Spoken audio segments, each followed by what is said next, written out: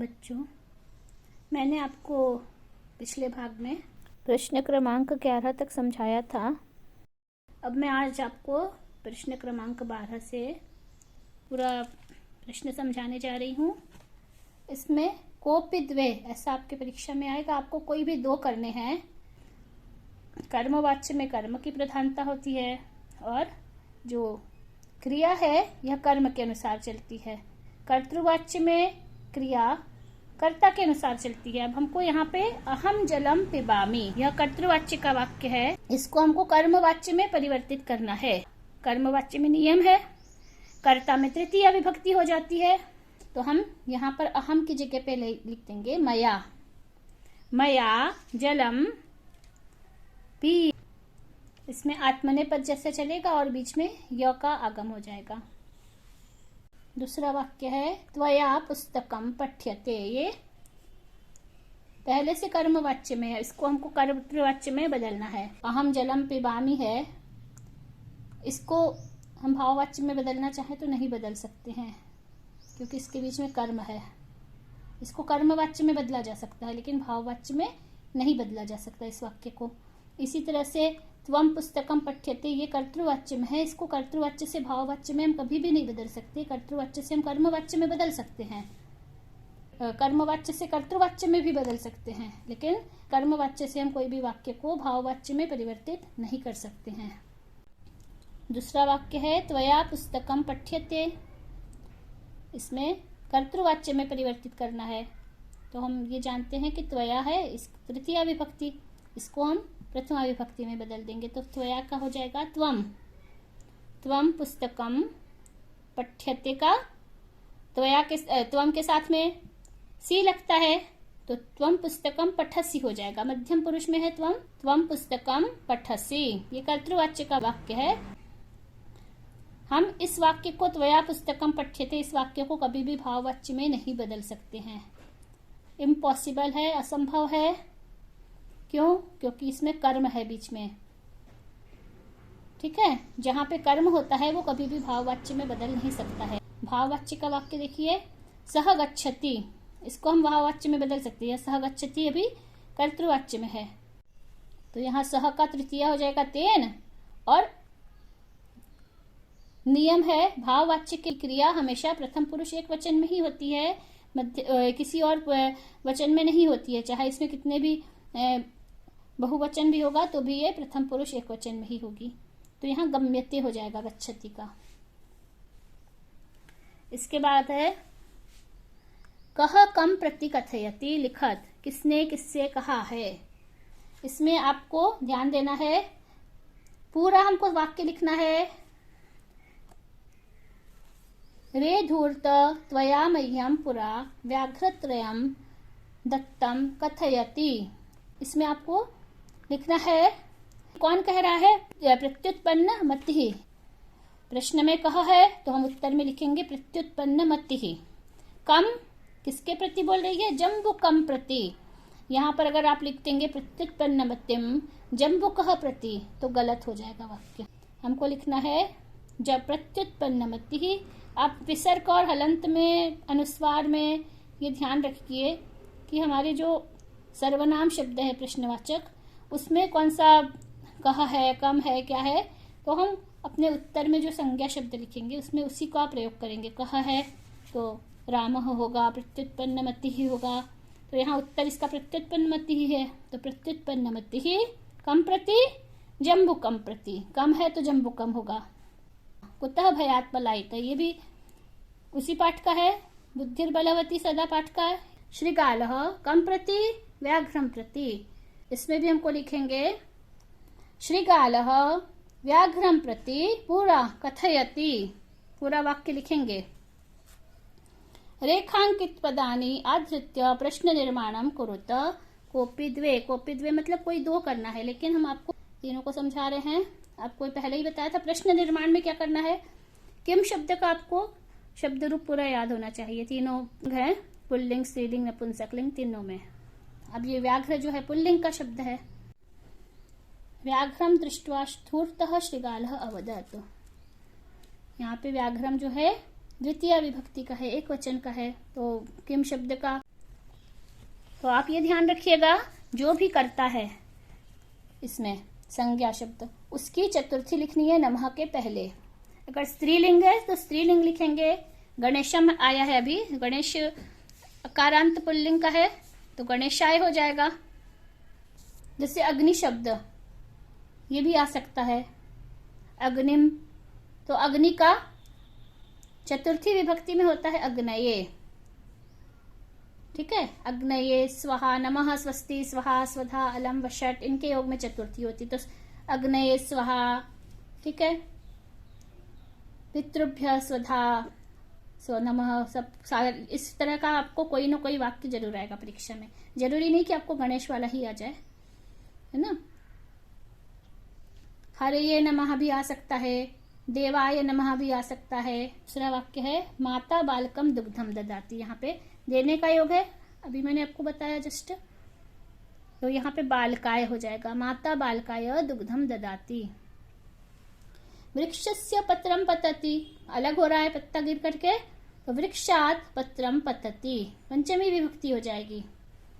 इसके बाद है अधोलिखितम गद्यांशम सम्यक पठित्वा प्रश्नानाम उत्तराणि संस्कृत भाषायाम लिखत।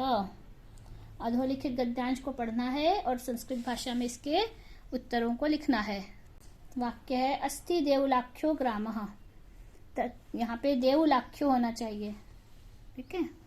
तत्र राजसिंह नाम राजपुत्र वसति स्म, एकदा केनापि आवश्यक कार्येण तस्य भार्या बुद्धिमती पुत्रद्वयोपेता पितृगृहं प्रति चलिता, मार्गे गहन कानने सा एकम व्याघ्रम ददर्श, गहन काले लिखा है, गहन कानने होगा। आपके प्रश्न पत्र में भी कुछ ऐसी गलती हो सकती है प्रिंटिंग में, अगर आपको पूरा पाठ मालूम रहेगा तो आप उसको कर सकेंगे सही। ग्रामस्य नाम किम आसीत, यहाँ पर ग्राम का नाम पूछा है, यहाँ लिखा है अस्ति देवलाख्यो ग्रामः, ग्रामस्य नाम देउल आख्यो, देउल नाम का गांव था, तो हम लिखेंगे ग्रामस्य नाम देउलः आसीत। पूछा है अस्ति देउलाख्यो ग्राम, देउल आख्यो, यहाँ पे संधि है, दीर्घ स्वर संधि, देउल आख्यो ग्रामः, तो हम लिखेंगे ग्रामस्य नाम देउलम आसीत, किम है तो देउलम लिखेंगे, कहाँ होता तो देउलः होता। प्रश्न में जो है हमको उत्तर में भी उसी विभक्ति का प्रयोग करना है। तत्र राजसिंह नाम कह वसति, राजपुत्र, राजसिंह नाम का कौन था, राजसिंह नाम राजपुत्र वसति स्म। पूरा वाक्य लिखेंगे तत्र राजसिंह नाम राजपुत्र वसति स्म। बुद्धिमती पुत्रद्वयोपेता कुत्र चलिता, बुद्धिमती पुत्रद्वयोपेता पितृगृहं प्रति चलिता। अथवा में है, इसको भी समझिए, जरूरी नहीं कि आपका यही जो पैसेज है, यही आपका पैराग्राफ, ये गद्यांश यही आएगा परीक्षा में, लेकिन आपको ये समझना है कि हम कैसे करेंगे वार्षिक परीक्षा में। कश्चित् कृषकः बलिवर्दाभ्याम क्षेत्रकर्षणं कुर्वन् आसीत्, तयोः बलिवर्दयोः एकः शरीरेण दुर्बलः जवेन गन्तुम् अशक्तः च आसीत्, अतः कृषकः तं दुर्बलं वृषभं तोदनेन नुदन् अवर्तत।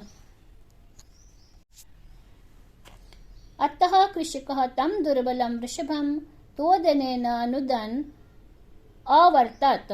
कृषकः किं करोति स्म, ये प्रश्न उत्तर में भी आपको याद ही होगा। कृषकः बलिवर्दाभ्यां क्षेत्रकर्षणं कुर्वन् आसीत्। बलिवर्दः आसीत्, कितने बलिवर्द थे, अब इसमें लिखा तयोः, तयोः द्विवचन में होता है, इसका मतलब दो है, तो कृषकः द्वयोः बलिवर्दः आसीत्, कृषक के पास दो बैल थे। वृषभः दीनः इति जानन् अपि कः तं नुद्यमानः आसीत्।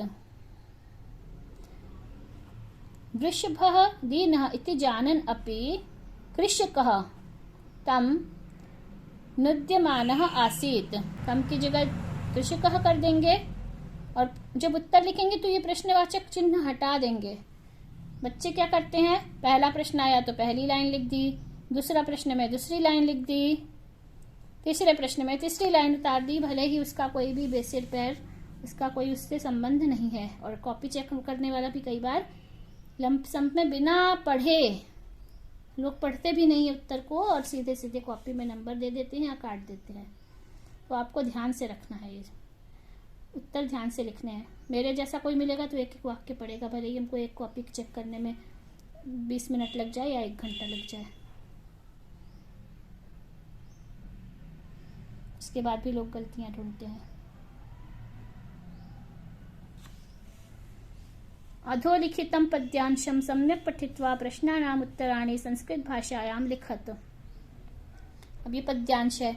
विचित्रे खलु संसारे नास्ति किंचन निरर्थकम् अश्वच्चेद धावने वीरः भारस्य वहने खरः। प्रश्न है, विचित्रे खलु संसारे किम नास्ति, विचित्रे खलु संसारे किंचित निरर्थकम नास्ति। उत्तर में आप लिख देंगे, कुछ लोग ऐसे लिखते, विचित्रे खलु संसारे नास्ति किंचित निरर्थकम, श्लोक की पहली लाइन उतार दी।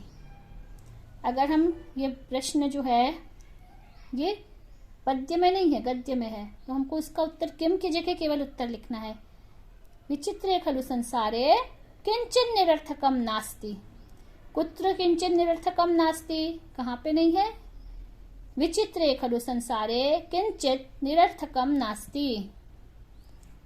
कह धावने वीरः अस्ति, पूरा इसी में ढूंढ के लिखना है। कह की जगह उत्तर लिखेंगे। कौन दौड़ने में वीर है? कह की जगह अश्वः। अश्वचेत नहीं लिखेंगे, अश्वः, चेत मतलब अव्यय है। अश्वः धावने वीरः अस्ति।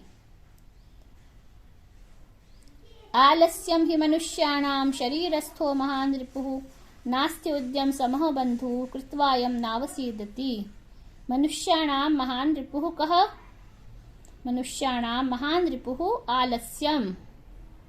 अब यहाँ पे कह है तो आलस्य लिखेंगे, आलस्यम नहीं लिखेंगे। ठीक है।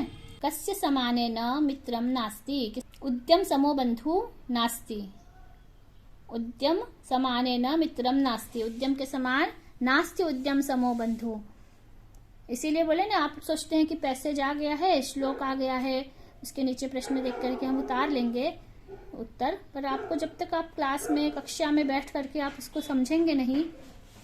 अभी पूरे 2 साल से मैं देख रही हूँ, बच्चे ही स्कूल में ही बहुत कम आते हैं। स्कूल में आने में उनको ऐसा लगता है कि बस स्कूल में आए और कोरोना लग गया, कोरोना के बहाने से घूमते रहते अपने गाँव में, गलियों में, नानी दादी की यहाँ पर। अब स्कूल आने में इनको कोरोना लग रहा है बच्चों को। वो तो अभी तक ये सोच रहे थे कि हमको घर से ही पेपर करने को मिल जाएगा। अब जब इनका ऑफलाइन पेपर शुरू हुआ तो सबकी हालत खराब हो रही है।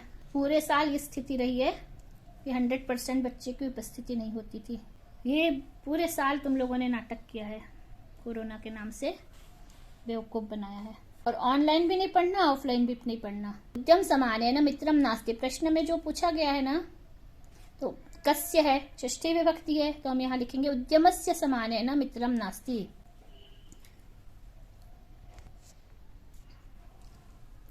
उद्यमस्य समाने न मित्रम नास्ति। किम कारणेन मनुष्य दुखी न अनुभवन्ति, किस कारण से? उद्यमं कृत्वा मनुष्यः न अवसीदति न दुखी भवति, अवसीदति न दुखी भवति। उद्यमस्य कारणेन मनुष्यः दुखी न अनुभवन्ति। उद्यमं कारणेन मनुष्यः दुखी न अनुभवन्ति। फिर अगला नाट्यांश है, इसको पढ़ करके प्रश्नों के उत्तर लिखने हैं। वनस्य समीपम वनस्य दृश्यम समीपे एका नदी वहति, एकः सिंहः सुखेन विश्राम्यति, तदैव एकः वानरः आगत्य तस्य पुच्छं धुनाति। क्रुद्धः सिंहः तं प्रहर्तुम् इच्छति, परं वानरः तु कूर्दित्वा वृक्षम् आरुह्य। गलत है ये, वृक्षम् आरोहति होगा यहाँ पे। वनस्य समीपे का वहति है, वनस्य समीपे एका नदी वहति। का है स्त्रीलिंग है तो एका नदी वहति। सुखेन कः विश्राम्यति, सिंहः सुखेन विश्राम्यति। ये लिखा है। क्रुद्धः सिंहः तं प्रहर्तुम् इच्छति, ये तो उत्तर ही है। क्रुद्धः सिंहः कम प्रहर्तुम् इच्छति होना चाहिए था प्रश्न। क्रुद्धः सिंहः वानरं प्रहर्तुम् इच्छति। प्रश्न ही गलत है इस तुम लोगों के मॉडल पेपर में। प्रकृति माता अहम प्रकृतिः यूयं सर्वे एव मे प्रियाः सर्वेषामेव मत्कृते महत्त्वं विद्यते यथा समयं न तावत् कलहेन समयं वृथा यापयन्तु अपितु मिलित्वा एव मोदध्वं जीवनं च रसमयं कुरुध्वम्। सर्वेषां जननी का होना चाहिए? सर्वेषां जननी प्रकृति माता। कह गलत है? सर्वे कस्य प्रियाः? सर्वे प्रकृति मातुः प्रियाः। प्रकृति माता कृते कस्य महत्वं विद्यते? प्रकृति माता कृते सर्वेषां महत्वं विद्यते। सभी का महत्व है प्रकृति के पास में। इसके बाद रिक्त स्थान है। 4 वाक्य लिखे हैं, 4 शब्द है और इन 4 शब्दों को इन 4 वाक्यों में लिखना है। काकः मेध्या मेध्य भक्षकः भवति, बकः अविचलः स्थितप्रज्ञः इव तिष्ठति, मयूरः अहिभुक् इति नाम्ना अपि ज्ञायते। सर्वेषामेव महत्वं विद्यते यथा समयम्। आपको 2 सुभाषित लिखने हैं अपनी पाठ्यपुस्तक से। प्राचार्य के लिए आवेदन पत्र जो मैंने अलग से आपको वीडियो डाला हुआ है, जन्मदिन के लिए आवेदन पत्र भी अलग से है। अपठित गद्यांश लिखना है। सूर्यवंशस्य राजा कः आसीत्, पहला वाक्य है, इसका उत्तर है सूर्यवंशस्य राजा सग्रह आसीत्। सग्रह किं कृतवान्? सग्रह अश्वमेध यागं कृतवान्। पूरा वाक्य में उत्तर लिखना है। यागस्य विघ्नं कर्तुं कः मार्गं चिन्तितवान्? यागस्य विघ्नं कर्तुं इंद्रः, देवेंद्र है, देवेंद्र अस्यः आसीत् तस्मात् स, ये इंद्र उसके मार्ग। तो यागस्य विघ्नं कर्तुं देवेंद्र मार्गं चिन्तितवान्। ध्याने कः आसीत्? ध्यान में कौन बैठे थे? ये लिखा है, ध्यान में बैठे थे। अश्वमेध यागं कृतवान् तदा मुनिः तपन् कुर्वन् ध्याने आसीत्। ध्याने मुनिः आसीत्। फिर अधोलिखित में से एक पर निबंध लिखना है। संस्कृत भाषाया महत्वम, पर्यावरणम, पुस्तकम, महाकवि कालिदास। ये 4 निबंध मैंने आपको समझा दिए हैं और लिखवाए भी थे और इनका वीडियो भी डाला हुआ है। पत्र के वीडियो की लिंक आपको डाल दे रहे हैं इसी में। इसको अच्छी तरह से तैयार कर लीजिए और बहुत अच्छे अंक प्राप्त करिए। जयतु संस्कृतम जयतु भारतम। सभी सब्सक्राइब कर लें।